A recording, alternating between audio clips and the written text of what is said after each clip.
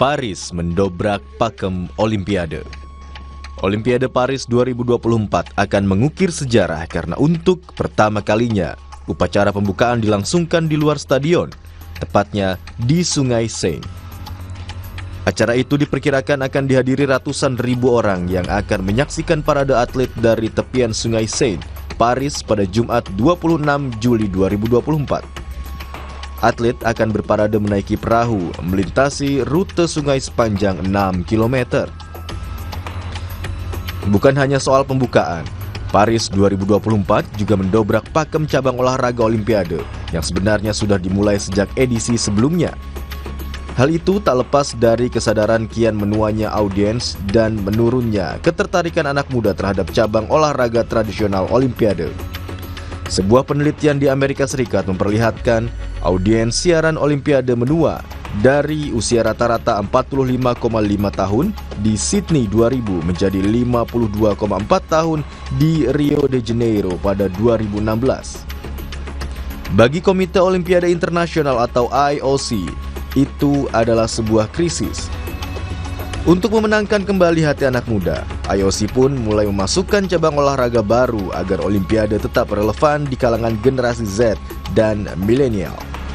Maka, dimasukkanlah freestyle BMX, panjat tebing, selancar ombak, skateboarding, dan basket 3-on-3 di Olimpiade Tokyo 2020. Di Olimpiade Paris 2024, breaking atau breakdancing, sebuah cabang olahraga yang awalnya berupa tarian, akan menjalani debutnya di ajang olahraga tertinggi ini.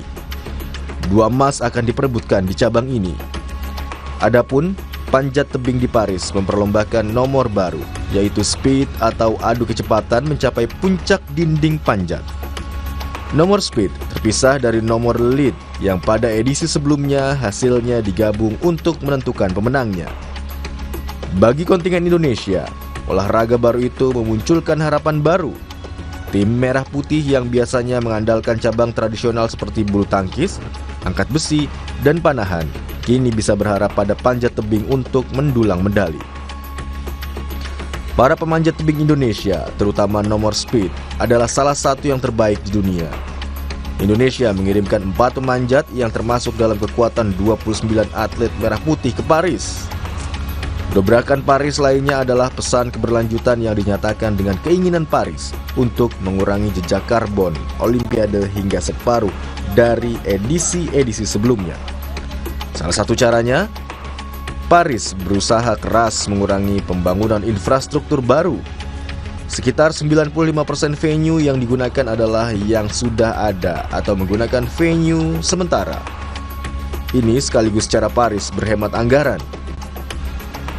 Kedepan, menjadi tuan rumah Olimpiade yang tidak boros pembiayaan adalah kunci.